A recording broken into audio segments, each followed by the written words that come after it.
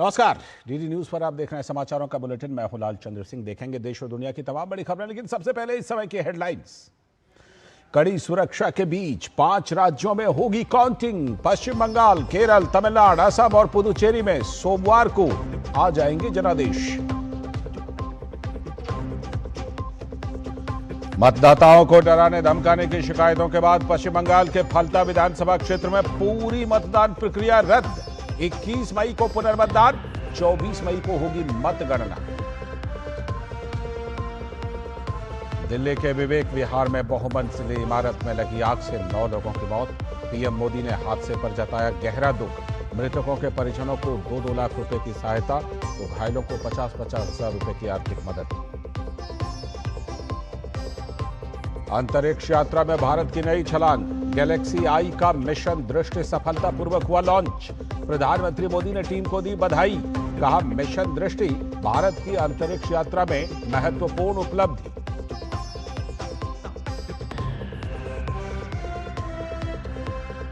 छत्तीसगढ़ शराब घोटाला मामले में ईडी की बड़ी कार्रवाई। प्रवर्तन निदेशालय ने 13 ठिकानों पर की एक साथ छापेमारी। अब तक 9 आरोपी गिरफ्तार। हेडलाइंस के बाद देखते हैं खबरों को विस्तार से। और सबसे पहले बात 5 राज्यों और केंद्र शासित प्रदेश के मतगणना की तैयारी की। कड़ी सुरक्षा के बीच कल 5 राज्यों में काउंटिंग होगी। बात सबसे पहले पश्चिम बंगाल की करें तो यहां 2 चरणों में हुए मतदान के बाद राज्य की फलता विधानसभा सीट को छोड़कर बाकी सभी 293 सीटों पर वोटों की गिनती सुबह 8 बजे से शुरू हो जाएगी। चुनाव आयोग ने पूरे राज्य में सुरक्षा के कड़े इंतजाम किए हैं ताकि मतगणना सुचारू और सुरक्षित रूप से संपन्न हो सके। राज्य में कुल 77 मतगणना केंद्र बनाए गए हैं। प्रत्येक केंद्र पर केंद्रीय सुरक्षा बलों की भारी तैनाती की गई है। स्ट्रांग रूम की सुरक्षा के लिए बहुस्तरीय व्यवस्था है, जिनमें सीसीटीवी निगरानी, मैजिस्ट्रेट की मौजूदगी और पुलिस केंद्रीय बलों की संयुक्त ड्यूटी लगाई गई है। चुनाव आयोग ने मतगणना केंद्रों के आसपास निषिद्ध क्षेत्र भी घोषित किए हैं। संवेदनशील इलाकों में अतिरिक्त फोर्स तैनाती रहेगी। साथ ही किसी भी अप्रिय घटना से निपटने के लिए रैपिड एक्शन फोर्स बनाई गई है। इस चुनाव में रिकॉर्ड 92.93% मतदान दर्ज किए गए, जो राज्य के इतिहास में सबसे अधिक है। इस बार चुनाव में टीएमसी और भाजपा के बीच कड़ी टक्कर की संभावना है। और उधर असम में भी कल होने वाली मतगणना के लिए राज्य भर में व्यापक और सख्त तैयारियां पूरी कर ली गई हैं। 126 सीटों पर हुए लगभग 85.9% रिकॉर्ड मतदान के बाद अब हर राउंड की गिनती पर सभी की निगाहें रहेंगी। राज्य में 40 काउंटिंग सेंटर बनाए गए हैं। कोकराझार, तिनसुकिया और जोरहाट में 2-2, जबकि नौगांव में 3 केंद्रों पर मतगणना होगी। हर विधानसभा क्षेत्र के लिए ऑब्जर्वर तैनात किए गए हैं और प्रत्येक टेबल पर माइक्रो ऑब्जर्वर भी मौजूद रहेंगे ताकि गिनती की प्रक्रिया पूरी तरह से पारदर्शी और निष्पक्ष बनी रहे। सुरक्षा के लिहाज से काउंटिंग सेंटरों पर केंद्रीय सशस्त्र पुलिस बल की तैनाती की गई है, जबकि बाहरी घेराबंदी राज्य सशस्त्र पुलिस के जिम्मे है। स्ट्रांग रूम से लेकर काउंटिंग हॉल तक बहुस्तरीय सुरक्षा व्यवस्था लागू है और हर गतिविधि पर कड़ी निगरानी रखी जा रही है। मतगणना कल सुबह 8 बजे से शुरू हो जाएगी और 15 से लेकर 25 राउंड तक में पूरी हो जाने की संभावना है। शुरुआती रुझान दोपहर 1:30 से 2 बजे के बीच आने लगेंगे, जबकि अंतिम नतीजे शाम 7 बजे से लेकर 8 बजे तक घोषित हो सकते हैं। मुख्य निर्वाचन अधिकारी अनुराग गोयल ने भरोसा दिलाया है कि ईवीएम पूरी तरह से सुरक्षित हैं। यदि किसी भी सीट पर जीत का अंतर बेहद कम रहता है तो नियमों के तहत पुनर्गणना भी कराई जाएगी। बात एक और राज्य की, तमिलनाडु की। वहां भी कल सुबह 8 बजे से मतगणना शुरू होगी, जिसके लिए 62 काउंटिंग सेंटर बनाए गए हैं। मतगणना प्रक्रिया को सुचारू रूप से संचालित करने के लिए कुल 10,545 कर्मियों के साथ 4,624 माइक्रो ऑब्जर्वर भी तैनात किए गए हैं। हर विधानसभा क्षेत्र पर एक यानी कि कुल 234 काउंटिंग ऑब्जर्वर पूरी प्रक्रिया की कड़ी निगरानी करेंगे ताकि चुनाव आयोग के निर्देशों का सख्ती से पालन सुनिश्चित हो सके। सुरक्षा के लिहाज से हर कर्मचारी को क्यूआर कोड आधारित फोटो पहचान पत्र जारी किया गया है, जिससे किसी भी तरह की गड़बड़ी की संभावना को रोका जा सके। मतगणना केंद्रों के चारों ओर 100 मीटर का सुरक्षा घेरा भी बनाया गया है, जहां केंद्रीय सशस्त्र पुलिस बल और राज्य पुलिस की तैनाती की गई है। स्थानीय पुलिस और राज्य सशस्त्र पुलिस के अतिरिक्त सुरक्षा व्यवस्था को और मजबूत करने के लिए केंद्रीय सशस्त्र पुलिस बल यानी सीएपीएफ की 65 कंपनियों को मतगणना केंद्रों पर तैनात किया गया है। इलेक्ट्रॉनिक वोटिंग मशीनों में दर्ज वोटों की गिनती के लिए 234 मतगणना कक्षों की व्यवस्था की गई है। डाक मतपत्रों और इलेक्ट्रॉनिक रूप से प्रेषित डाक मतपत्रों यानी ईटीपीबी की गिनती के लिए उसी स्थान पर अतिरिक्त 240 कक्ष निर्धारित किए गए हैं। मतगणना का कार्य रिटर्निंग ऑफिसर आरओ द्वारा सहायक रिटर्निंग ऑफिसर यानी एआरओ की सहायता से किया जाएगा। मतगणना कार्य के लिए कुल 10,545 मतगणना कर्मियों को तैनात किया गया है, जिन्हें मतगणना प्रक्रिया की पारदर्शिता और निष्पक्षता सुनिश्चित करने के लिए 4,624 सूक्ष्म पर्यवेक्षकों का सहयोग प्राप्त होगा। और अब कुछ और महत्वपूर्ण खबरें। आधार कार्ड को लेकर इन दिनों सोशल मीडिया पर कई तरह की बातें सामने आ रही हैं। कुछ खबरों में कहा जा रहा है कि जल्द ही आधार का रूप बदलकर सिर्फ फोटो और क्यूआर कोड तक सीमित कर दिया जाएगा, लेकिन सरकार ने इन दावों को खारिज कर दिया है। सरकार ने साफ कहा है कि ऐसा कोई बदलाव करने की कोई योजना नहीं है। लोगों से अपील है कि वो ऐसी किसी भी अफवाह पर ध्यान ना दें। और सोशल मीडिया प्लेटफॉर्म पर एक और पोस्ट वायरल हो रही है, जिसमें दावा किया गया है कि कोयले की कमी के कारण देश में बिजली का गंभीर संकट और ग्रिड में खराबी आ रही है। लेकिन पीआईबी फैक्ट चेक में यह दावा पूरी तरह से भ्रामक पाया गया है। 2 मई 2026 को अधिकतम पीक डिमांड 229 गीगावाट की थी, जिसे आराम से पूरा किया गया था और कोई कमी नहीं थी। थर्मल पावर प्लांटों के पास वर्तमान में कुल 53.702 मिलियन टन कोयले का भंडार है, जो आवश्यकताओं को पूरा करने के लिए पर्याप्त है। देश में बिजली की उपलब्धता पर्याप्त है और ग्रिड संचालन और वितरण सुनिश्चित योजनाओं के अनुसार ही प्रबंधित किए जा रहे हैं। मौजूदा फ्रीक्वेंसी कंट्रोल डिफेंस मैकेनिज्म सुरक्षित ग्रिड संचालन को सक्षम बनाने के लिए पर्याप्त परिचालन मार्जिन प्रदान करते हैं। अब बात भारत की एक और उपलब्धि की। बेंगलुरु स्थित निजी अंतरिक्ष स्टार्टअप गैलेक्सी आई का मिशन दृष्टि सफलतापूर्वक लॉन्च हो गया है। 190 किलोग्राम वजनी यह उपग्रह फाल्कन 9 रॉकेट के जरिए कैलिफोर्निया से अंतरिक्ष में भेजा गया। करीब 5 साल की मेहनत और देश में ही किए गए रिसर्च के बाद यह मिशन तैयार हुआ है, जिसमें IN स्पेस E का भी अहम सहयोग रहा है। प्रधानमंत्री नरेंद्र मोदी ने इस उपलब्धि पर टीम को बधाई देते हुए इसे भारत की अंतरिक्ष यात्रा में एक अहम मील का पत्थर बताया है। पीएम मोदी ने कहा कि गैलेक्सी आई द्वारा शुरू किया गया मिशन दृष्टि अंतरिक्ष यात्रा में एक महत्वपूर्ण उपलब्धि है। विश्व के पहले ऑप्टोसार उपग्रह और भारत में निर्मित सबसे बड़े निजी उपग्रह का सफल प्रक्षेपण नवाचार और राष्ट्र निर्माण के प्रति हमारे युवाओं के जुनून का प्रमाण है। बता दें कि मिशन दृष्टि की खासियत इसकी ऑप्टोसार तकनीक है, जो ऑप्टिकल इमेजिंग और सिंथेटिक अपर्चर रडार दोनों को एक ही प्लेटफॉर्म पर जोड़ देती है। इससे हर मौसम और रात के समय भी उच्च रिजोल्यूशन वाली तस्वीरें मिल सकेंगी। यह उपग्रह कृषि, आपदा प्रबंधन और सीमा निगरानी जैसे क्षेत्रों में सटीक और भरोसेमंद डेटा उपलब्ध कराएगा। इस लॉन्च के साथ ही भारत के स्पेस सेक्टर में निजी कंपनियों की बढ़ती भूमिका और वैश्विक साझेदारियों की ताकत भी साफ तौर पर सामने आई है। और बेंगलुरु स्थित निजी अंतरिक्ष स्टार्टअप गैलेक्सी आई का मिशन दृष्टि सफलतापूर्वक लॉन्च हुआ तो इस उपलब्धि पर उपराष्ट्रपति सीपी राधाकृष्णन ने अपनी खुशी व्यक्त की है। उपराष्ट्रपति ने सोशल मीडिया प्लेटफॉर्म एक्स पर पोस्ट साझा कर लिखा, मैं गैलेक्सी आई को मिशन दृष्टि के सफल लॉन्च पर बधाई देता हूं। यह दुनिया का पहला ऑप्टोसार इमेजिंग सैटेलाइट है और भारत में निजी तौर पर बनाया गया सबसे बड़ा सैटेलाइट है। यह उपलब्धि निजी अंतरिक्ष नवाचार के क्षेत्र में भारत की बढ़ती ताकत को दर्शाती है। अपनी उन्नत हर मौसम में और 24 घंटे पृथ्वी का अवलोकन करने की क्षमता के साथ मिशन दृष्टि भारत के वाणिज्यिक अंतरिक्ष इकोसिस्टम के लिए एक महत्वपूर्ण कदम है। मैं इस उपलब्धि के लिए टीम की सराहना करता हूं। और मिशन दृष्टि के इस सफलतापूर्वक लॉन्च पर विदेश मंत्री एस जयशंकर ने बेंगलुरु स्थित निजी अंतरिक्ष स्टार्टअप गैलेक्सी की सराहना की है। विदेश मंत्री ने सोशल मीडिया प्लेटफॉर्म एक्स पर पोस्ट साझा कर लिखा, गैलेक्सी आई के दुनिया के पहले ऑप्टोसार सैटेलाइट मिशन दृष्टि की सफलता वैश्विक अंतरिक्ष क्षेत्र में भारत की बढ़ती क्षमताओं को और मजबूत करती है। यह हमारे उद्यमियों द्वारा निभाई जा रही उस भूमिका को भी रेखांकित करती है जो देश के तकनीकी और नवाचार इकोसिस्टम को सशक्त बना रही हैं।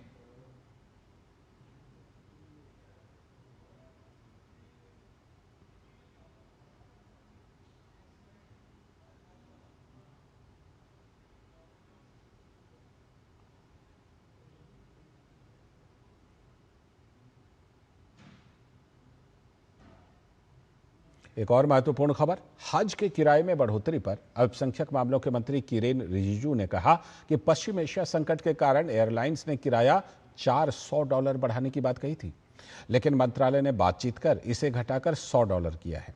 रिजिजू ने कहा कि सरकार चाहती है कि पैसे की तंगी किसी भी हज यात्री के आड़े ना आए। कि ईरान और अमेरिका इजराइल का युद्ध के बाद एयरलाइंस वालों ने हमको रिक्वेस्ट किया कि $400 का इजाफा होना चाहिए। $400 पर हज यात्री का एयरफेयर का इंक्रीज का प्रपोजल दिया है। हम नहीं चाहते कि गरीब हजी पैसे की वजह से हज के लिए नहीं जा पाए, ऐसा बिल्कुल नहीं होना चाहिए। इसलिए हमारे मिनिस्ट्री के ऑफिशियल ने, सीनियर ऑफिशियल ने बैठ करके एयरलाइन से पूरा नेगोशिएट करके $400 से $100 तक लेके आया है। और अब बात एक हादसे की। दिल्ली के शाहदरा के विवेक विहार इलाके में आज सुबह एसी फट जाने की वजह से एक रिहायशी इमारत में भीषण आग लग गई। इलाके के पार्षद पंकज लूथरा ने हादसे में 9 लोगों के मारे जाने की पुष्टि की है। जानकारी के मुताबिक 4 लोगों को गंभीर हालत में अस्पताल में भर्ती कराया गया है। फायर कंट्रोल रूम को सुबह आग लगने की सूचना मिली, जिसके बाद दमकल विभाग की गाड़ियां मौके पर पहुंची और राहत बचाव कार्य शुरू किया। Deputy commissioner of police Rajendra Prasad Meena ने बताया कि सुबह करीब 4 बजे आग लगने की सूचना मिलने के बाद दमकल की गाड़ियां तुरंत मौके पर पहुंची और आग पर काबू पा लिया। पुलिस के अनुसार आग इमारत के ऊपरी हिस्से में लगी। बताया जा रहा है कि एसी में धमाका होने की वजह से आग लगी। फिलहाल करीब 12 लोगों को सुरक्षित बाहर निकाला गया है और घायलों का इलाज जारी है।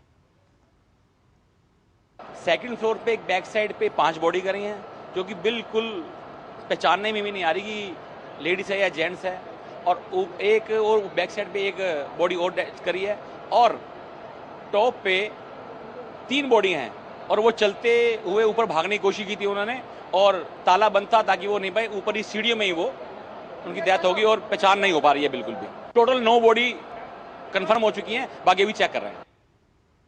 और दिल्ली के शाहदरा जिले के विवेक विहार में हुए इस भीषण अग्निकांड पर प्रधानमंत्री नरेंद्र मोदी ने गहरा शोक व्यक्त करते हुए सोशल मीडिया प्लेटफॉर्म एक्स पर लिखा, दिल्ली के शाहदरा जिले में आग लगने की घटना में हुई जानमाल की हानि अत्यंत दुखद है। अपनों को खोने वाले सभी लोगों के प्रति हमारी गहरी संवेदना है। घायलों के शीघ्र स्वस्थ होने की प्रार्थना है। पीएमएनआरएफ की ओर से मृतकों के परिजनों को 2 लाख रुपए की अनुग्रह राशि दी जाएगी। घायलों को 50,000 रुपए दिए जाएंगे।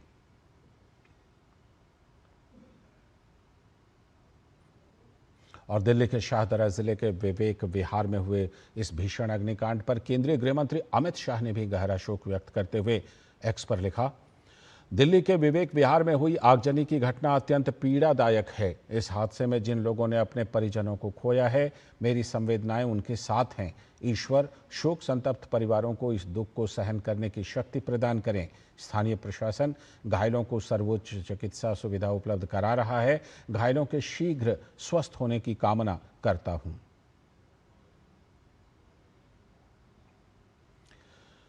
तो जैसा हमने बताया, दिल्ली के विवेक विहार इलाके में रविवार सुबह एक 4 मंजिली बिल्डिंग में भीषण आग लगी थी। इस हादसे में 9 लोगों की मौत की खबर है। तो इस घटना को लेकर डीडी न्यूज़ के संवाददाता मोहित शुक्ला ने दिल्ली भाजपा के अध्यक्ष वीरेंद्र सचदेवा से ये बातचीत की है। हमारे साथ बातचीत करने के लिए दिल्ली बीजेपी के अध्यक्ष वीरेंद्र सचदेवा जी हैं। बहुत दुखद घटना है, क्या कहेंगे? बहुत दर्दनाक दृश्य था जब मैं ऊपर गया हूँ और जिस तरह के दृश्यों से लगता है कि बहुत बड़ा नुकसान हुआ है। 9 जो हमारे परिवारजन थे वो जिसमें नहीं बच पाए हैं। जो जानकारी मिल रही है कि बाहर जो एसी है उसमें कुछ स्पार्किंग हुई है, वहाँ से कुछ आग ने पकड़ना शुरू किया और धीरे धीरे वो सब कमरों में घुसी है। 3:45 पे पहली कॉल पुलिस को मिली है और 3:52 पे फायर ब्रिगेड की गाड़ी यहाँ पहुँची है। लगभग 7 मिनट में 14 गाड़ियाँ लगाई गई हैं इस आग को काबू करने में और पुलिस और प्रशासन ने लगभग 20 से 22 लोगों को बचाया भी है। और आग कैसे लगी है, स्पार्किंग कैसे हुई, अब ये जांच का विषय है। जिनके परिवारजन गए उन पीड़ित परिवारों से मिलना भी हुआ मेरा और हम उस दुख की घड़ी में उनके साथ खड़े हैं। मृतक परिवारों के लिए क्या सांत्वना देना चाहेंगे? जी। मैं उनके परिवार से मिला हूँ। अब वो तो मैंने कहा प्रशासन जांच कर रहा है, प्रशासन बताएगा। लेकिन इस तरह की घटनाएं, अब रात के इस समय लगभग 3:45 बजे एकदम आग लगना, उस समय वो समय होता है जब बहुत गहरी नींद में लोग होते हैं, तो ये दुखद है। और वो एसी में स्पार्किंग क्यों हुई है वो जांच का विषय, वो पता चलेगा आने के बाद। ठीक है, वक्त देने के लिए बहुत शुक्रिया। तो साफ तौर पर आप दिल्ली बीजेपी अध्यक्ष वीरेंद्र सचदेवा जी को सुन रहे हैं। घटना हृदय विदारक है, हर आंख नम है और अब इसके हर एक पहलू की जांच की जा रही है। दिल्ली से कैमरा पर्सन सनी के साथ मैं मोहित शुक्ला, दूरदर्शन न्यूज। बुलेटिन में आगे बढ़ने से पहले छोटा सा ब्रेक।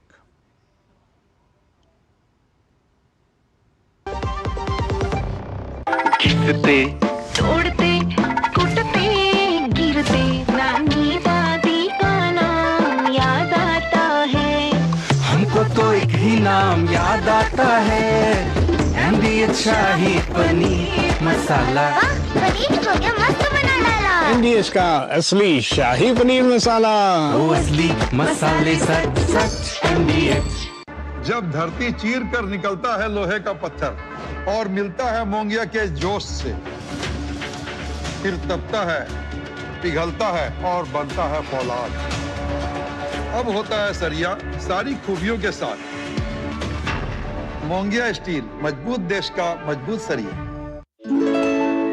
मेरा इन्वेस्टमेंट डूब गया, मेरे रिटर्न्स रुक गए, मेरा अकाउंट हैक हो गया। अब क्या करूं? कौन हेल्प करेगा? कहां करूं शिकायत? RBI के सचेत पोर्टल पर। क्या? Online frauds, fake investment schemes, unauthorised deposits और अन्य फाइनेंशियल क्राइम्स की शिकायत यहां करें, जिससे संबंधित संस्था तक भेजा जाएगा ताकि सही कार्यवाही हो। RBI कहता है सचेत रहें, सुरक्षित रहें। मास्टर जी नमस्ते, 2 ड्रेसेस बनानी है, ठीक है? ऐसा कुछ, एक में पॉप स्लीव्स रखना है डोरी के साथ और दूसरी में ना सलवार पे मस्त साइड प्लीट्स कर देना। शर्ट को एकदम शॉर्ट लेंथ रखना क्रॉस प्रिंटेक्स के साथ और दुपट्टे पे ना स्कैलप्स से मस्त सी फैंसी लेस कर देना। लेकिन मास्टर जी 4 दिन में पार्टी है, बन जाएगी ना पक्का? हो जाएगा। कैसे? Just looking like a wow. Fashion changes हमेशा, उषा हमेशा। मेरी पसंद, मेरी पसंद, मेरी पसंद, मेरी पसंद, हमारी पसंद, हम सबकी पसंद। मजबूत देश का मजबूत सरिया, मोंगिया स्टील। गोल्डी छोले मसाले, जहाँ जाए रिश्ते बनाए। गोल्डी लाए हैं फ्रेश लॉक टेक्नोलॉजी, जो रखे मसालों को हर समय फ्रेश। स्वागत है ब्रेक के बाद। आगे की बड़ी खबरों में, चीन में भारत के नए राजदूत विक्रम दोराईस्वामी का बीजिंग में आगमन पर गर्मजोशी से स्वागत किया गया। उनका स्वागत अब तक चीन में दूतावास की जिम्मेदारी संभाल रही एंजेलिन प्रेमलता और चीनी विदेश मंत्रालय के उप निदेशक ली जियानबो ने किया।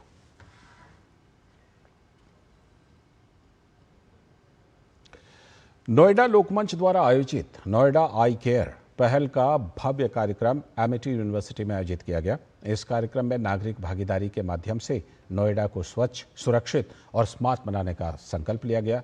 पेश है हमारे संवाददाता गिरीश निशाना की ये खास रिपोर्ट।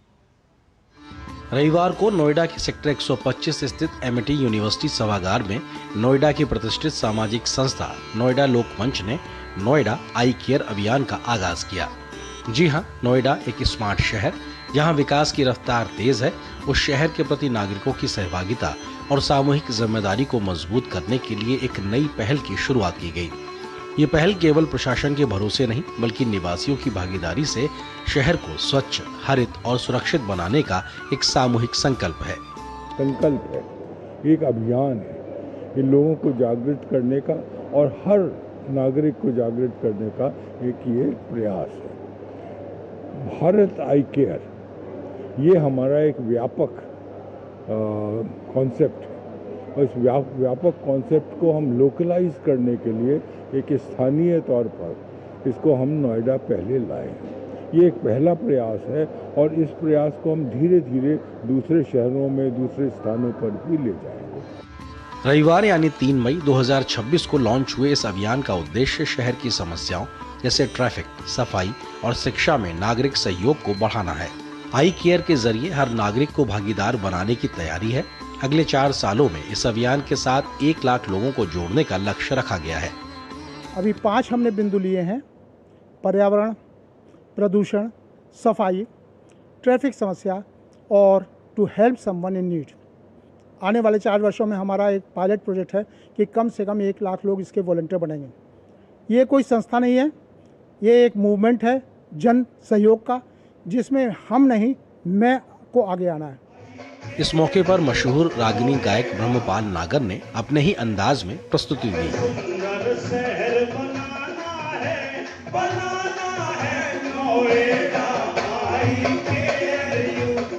कई नाटकों के माध्यम से भी एक अच्छा संदेश देने का प्रयास किया गया।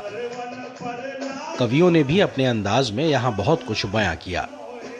लोगों ने यहाँ नोएडा आई केयर संकल्प भी लिया। नोएडा को स्वच्छ, सुरक्षित और सुंदर बनाने, पर्यावरण और प्राकृतिक संसाधनों का संरक्षण करने, सार्वजनिक संपत्ति का सदुपयोग सुनिश्चित करने और नोएडा की संस्कृति को अक्षुण्ण रखने के योगदान देने का संकल्प लिया। मेरा शहर मेरी जिम्मेदारी। नोएडा आई केयर का मतलब केवल शहर में रहना ही नहीं, बल्कि उसकी परवाह भी करना है। स्वच्छ नोएडा, सुरक्षित नोएडा और विकसित नोएडा के सपने को साकार करने में नोएडा लोकमंच का यह कदम काबिले तारीफ है। कैमरामैन ललित कुमार के साथ गिरीश निशाना, डीडी न्यूज, नोएडा। इसके साथ वक्त आ गया एक और छोटे से ब्रेक का। ब्रेक के बाद देखेंगे कुछ और खबरें। खाने में मेरी क्वीन के लिए क्या है? किंग मटर पनीर, किंग बैगन भरता, king veg pulao, king palak paneer kofta. ये सब किंग क्यों?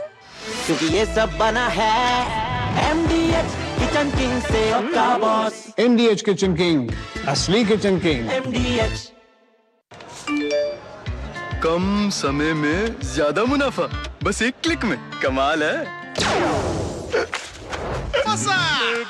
अनजान लिंक्स पर क्लिक मत कीजिए। RBI कहता है जानकार बनिए, सतर्क रहिए। मास्टर जी नमस्ते। 2 ड्रेसेस बनानी है, ठीक है? ऐसा कुछ, एक में पॉप स्लीव्स रखना है डोरी के साथ और दूसरी में ना सलवार पे मस्त साइड प्लीट्स कर देना। शर्ट को एकदम शॉर्ट लेंथ रखना क्रॉस प्रिंटेक्स के साथ और दुपट्टे पे ना स्कैलप्स से मस्त ही फैंसी लेस कर देना। लेकिन मास्टर जी 4 दिन में पार्टी है, बन जाएगी ना पक्का? हो जाएगा। कैसे? Just looking like a wow. Fashion changes हमेशा, उषा हमेशा। मेरी पसंद, मेरी पसंद, मेरी पसंद, मेरी पसंद, हमारी पसंद, हम सबकी पसंद। मजबूत देश का मजबूत सरिया हो गया स्टील। गोल्डी छोले मसाले, जहाँ जाए रिश्ते बनाए। गोल्डी लाए हैं फ्रेश लॉक टेक्नोलॉजी, जो रखे मसालों को हर समय फ्रेश। स्वागत है ब्रेक के बाद।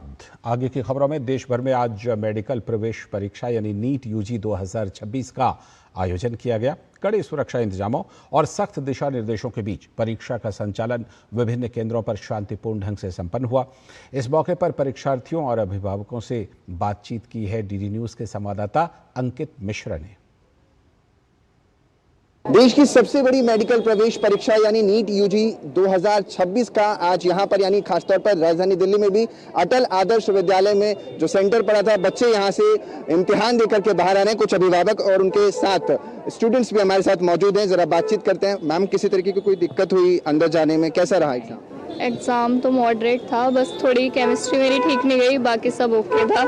और प्रशासन की तरफ से सब कुछ आपको अच्छा लगा? कोई दिक्कत अंदर जाने में नहीं हुई? हाँ, सब ओके था, सब अच्छा था, सारी फैसिलिटी थी, सब कुछ था टाइम टू टाइम, और टाइम बार भी बता रहे थे, वॉच वगैरह तो सही था सब। व्यवस्था सब अच्छी थी और एग्जाम भी बढ़िया रहा, बहुत आसान था। बायो बहुत आसान थी, बाकी तो अच्छे था। मतलब फर्स्ट अटेम्प्ट था, मैंने 12th में जस्ट अपीयर हुई थी अभी, तो मैंने सोचा था कि पेपर बहुत मुश्किल होगा, मुश्किल नहीं, इजी था, मतलब काफ़ी अच्छा था, सब कुछ अच्छे से मेंटेन था, कोई कमी वगैरह कुछ भी नहीं थी। एग्जाम तो मॉडरेट ही था, बट लेंथी ज़्यादा था, फिजिक्स का सेक्शन लेंथी था, और व्यवस्था सारी ठीक थी, इन्विजिलेटर फ्रेंडली वगैरह थे। व्यवस्था बहुत अच्छी थी, बहुत ही ज़्यादा स्ट्रिक्ट थी, और टीचर्स भी थे, इन्विजिलेटर्स भी थे, पेपर मॉडरेट था। आप लोगों को कैसी व्यवस्थाएं नजर आई? अंदर का तो एकदम पता नहीं, बट बाहर का तो ठीक है। अभी बच्चे गए हैं, इजीली गए थे और इजीली आए हैं, तो वैसा कोई प्रॉब्लम हुआ नहीं है हमें। बाहर भी शांति थी, कोई भी पेरेंट्स इधर उधर घूम नहीं रहा था, आराम से बैठा था। तो देखिए साफ तौर पर बच्चे जो हैं वो भी इससे कहीं ना कहीं खुश नजर आ रहे हैं, लेकिन इन सब के बीच जो व्यवस्थाएं हैं वो इस बार प्रशासन की तरफ से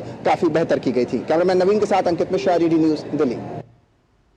आज की एक और बड़ी खबर, छत्तीसगढ़ शराब घोटाला मामले में प्रवर्तन निदेशालय यानी ईडी ने बड़ी कार्रवाई की है। रायपुर जोनल ऑफिस की टीम ने 30 अप्रैल को मनी लॉन्ड्रिंग कानून PMLA 2002 के तहत राज्य के रायपुर, दुर्ग, भिलाई और बिलासपुर में 13 ठिकानों पर एक साथ छापेमारी की। तलाशी के दौरान ईडी ने करीब 5 करोड़ 39 लाख रुपए की संपत्ति जब्त की है, जिनमें 53 लाख रुपए नकद और लगभग 3.23 किलोग्राम सोना शामिल हैं। इसके अलावा कई अहम दस्तावेज और डिजिटल सबूत भी बरामद हुए हैं, जिनकी जांच जारी है। जांच में सामने आया है कि 2019 से 2022 के बीच शराब के कारोबार में अवैध कमीशन वसूली के लिए एक सुनियोजित साजिश रची गई थी, जिसमें राजनीतिक, प्रशासनिक और कारोबारी स्तर पर मिली भगत के आरोप हैं। ईडी अब तक इस मामले में 9 लोगों को गिरफ्तार कर चुकी है और करीब 380 करोड़ रुपए की संपत्तियां अटैच कर चुकी है। कुल 2,883 करोड़ रुपए के अवैध लेन देन का आकलन किया गया है। फिलहाल ईडी की आगे की जांच जारी है और नए सबूतों के आधार पर और सख्त कार्रवाई की तैयारी भी है। इसी के साथ इस बुलेटिन में फिलहाल इतना ही। हमें दीजिए अनुमति। नमस्कार।